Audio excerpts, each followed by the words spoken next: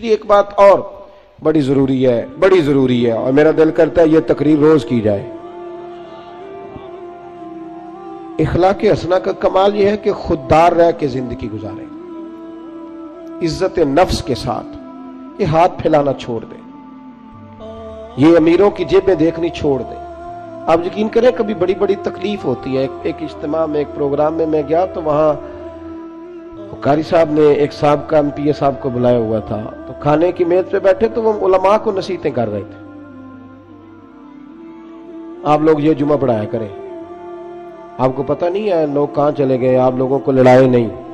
تو میں اس لیے خاموش رہا کہ اب انہوں نے فنڈ بھی دیا ہوگا، علماء بیچاروں کی مجبوری ہوتی ہے، جیب سے کہاں خرچ ہو سکتا ہے، اتنے پیسے نہیں ہوتے. تو کسی جگہ سے اب وہ نصیحتیں کرنے لگ گیا، آپ لوگ ان کو جمع کریں.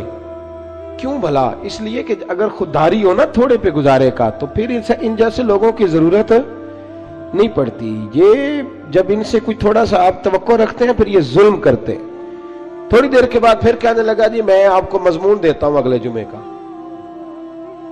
آپ نے اگلے جمعے یہ تقریر کرنی ہے. تو پھر میری بھی کئی دفعہ مجبوری ہے، کچھ رگیں ایسی ہیں جو نہیں سانس لینے دیتی. وہ رضا کے نیزے کی مار ہے کہ عدو کے سینے میں غار ہے، پھر کسے چارہ جو ہی کا وار ہے کہ یہ وار وار سے پار ہے.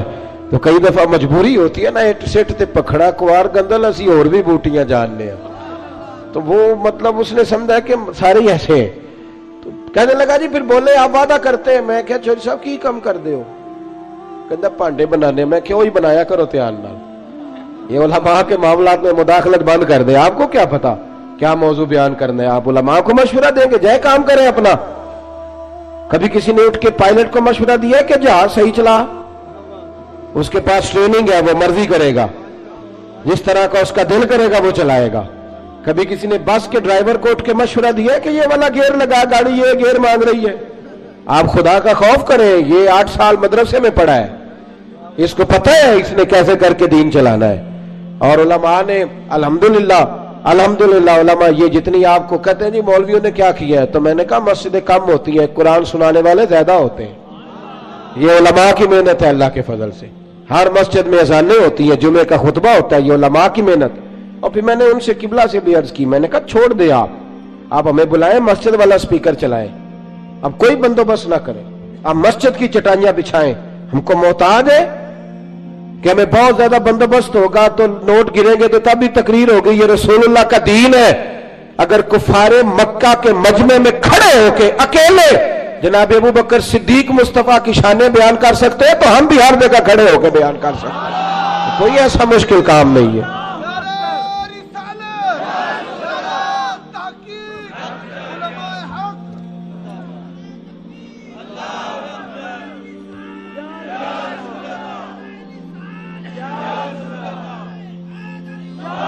تھوڑی نا خودداری، عزت نفس.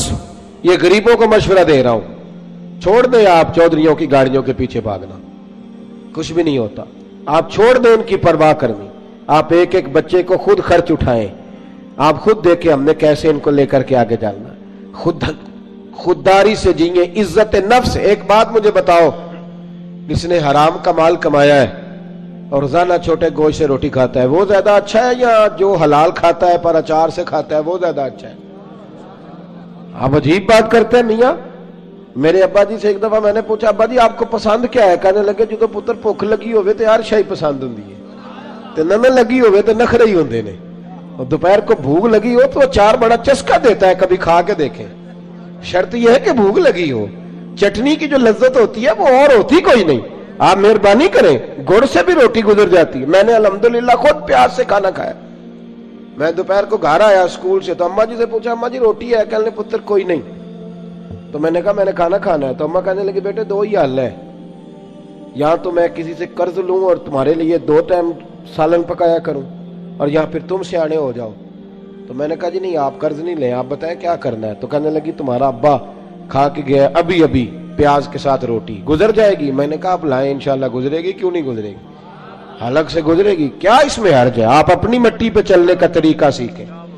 کسی کے سنگ مرمر پہ چلو گے تو پھسل جاؤ گے. آپ چھوٹی مسجد میں گزارا کریں. آپ خودداری سے جیئیں. عزت نفس حسن ہے زندگی کا. یہ اخلاق ہے میرے رسول پاک کا. پڑھو ترمذی شریف.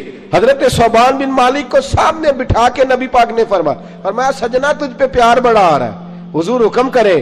فرمایا حکم یہ ہے کہ ایک وعدہ تو میرے ساتھ کر, ایک میں تیرے ساتھ کرتا ہوں. یا رسول اللہ حکم کرے. تو نبی پاک نے فرمایا تو وعدہ کر, کسی دنیا دار کے آگے ہاتھ نہیں پھیلائے گا, اور میں وعدہ کرتا ہوں رب تجھے بغیر حساب کا جنت عطا فرمائے گا. چھوڑ دنیا داروں سے مانگنا, مانگنا ہے تو رب سے مانگ, رب کے رسول سے مانگ. آپ یہ کیا بات کرتے ہیں بھائی؟ وہ ایک شاعر تھا نا, کبھی گزر رہا تھا پاس سے, تو یہ شاعر ناراض نہ ہو جائے, میرا بڑا اچھا شعری ذوق ہے. شاعر ناراض, کئی دفعہ شاعروں کی جو پوزیشن ہوتی ہے وہ قابل رحم ہوتی, وہ چادر سی اوڑھ لیتے ہیں بیچارے, اور سردیوں کی راتوں میں بھی چوکوں پہ بیٹھے رہتے ہیں. تو ایسا ہی کوئی شاعر بیٹھا تھا, تو ایک سیٹ گزرا تو اس نے 5 روپے نا پھینک دیے. وہ شاعر نے بلایا, اس نے کہا یہ کیا ہے؟ کہنے لگا جی وہ مسئلہ یہ ہے کہ آپ کی حالت بڑی عجیب تھی, تو میں نے کہا چلو خرچہ چل جائے گا. تو اس نے کہا اٹھا اپنے پیسے, میرا تو عشق میں یہ حال ہے, ورنہ میں کوئی سیٹھوں کا محتاج تو نہیں نا. اس نے ایک شعر کہا تھا, مجھے زندگی بھر رہ گیا, کبھی کبھی جب اپنی موج میں ہوتا ہوں تو اکیلا بھی پڑھتا رہتا ہوں.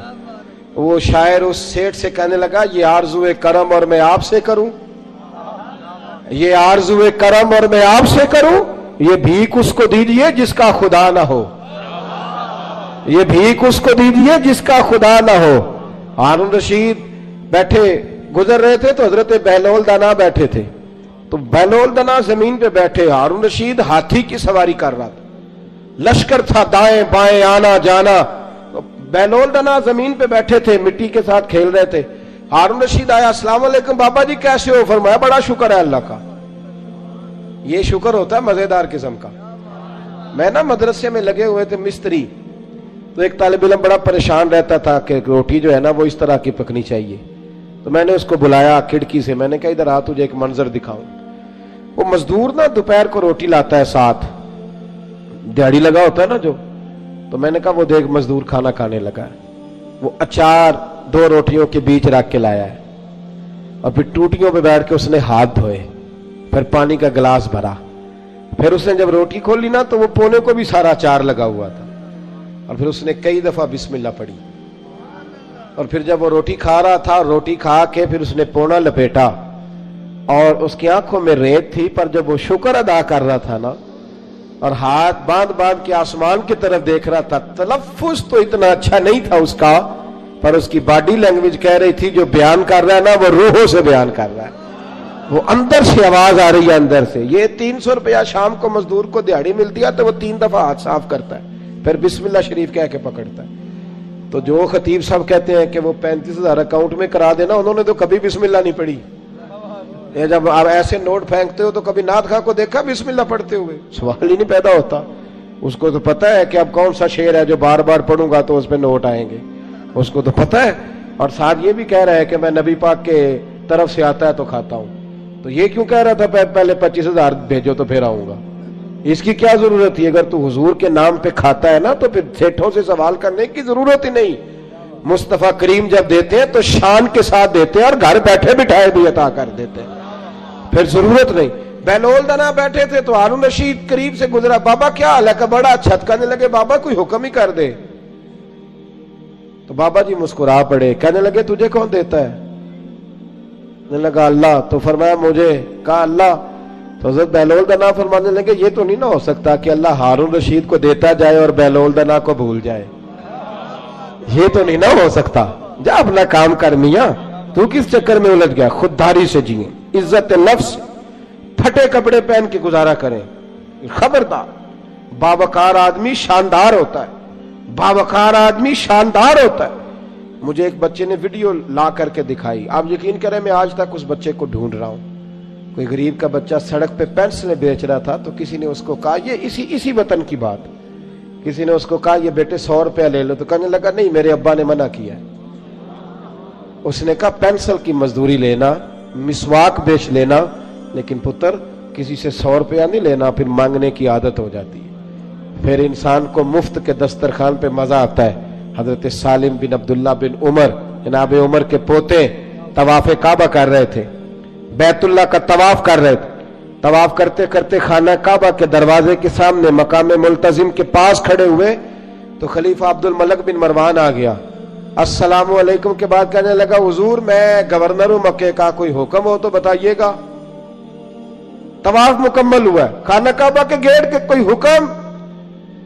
तो सालिम बिन अब्दुल्ला फरमाने लगे, यार तुझे किस पागल ने गवर्नर बना दिया है, किस बेवकूफ ने तुझे ये ओहदा दिया है? कहते मुझे भी कोई मर्द पहली दफा मिला था, मेरे पैरों तक पसीना आ गया, मैं खिदमत पूछने आया तो उन्हें क्लास लगा दी, किस बेवकूफ ने तुझे गवर्नर बनाया? मैंने कहा हुजूर क्या हुआ? कहने लगे तू अजीब आदमी, अल्लाह के घर में आके बैतुल्लाह के सामने खड़े होके रब करीम के घर के दरवाजे के पास आके भी मैं दुनियादारों से मांगूंगा, यहां आके भी मैं नवाबों से सवाल करूंगा, चल दौड़ जा। वो कहते मैं कांपने लग गया कि यह किस मर्द से मुलाकात हो गई है। यहां तो आपको पता है ना, अल्लाह खैर करे, मुसल्ले के नीचे जो मर्जी रख दो, कोई हाल ही नहीं, इल्ला माशाअल्लाह। कहते हैं कि किधर से आ गया तू, चल दौड़। फरमाते हैं कि मैं ना बड़ा परेशान हुआ। वो खलीफा कहते हैं मैं वहां से फारिग होकर तो बाहर निकल गया, मस्जिदुल हराम से बाहर, जैसे आज लोग बाबे अब्दुल अजीज से बाबे फहद से बाहर निकलते, कहते बाहर आ गया, वहां खड़ा हुआ तो हजरत वहां आए।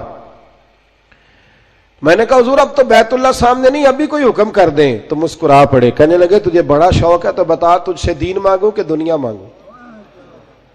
मैंने कहा हुजूर दीन तो आपके पास है, मेरे पास तो दुनिया ही है।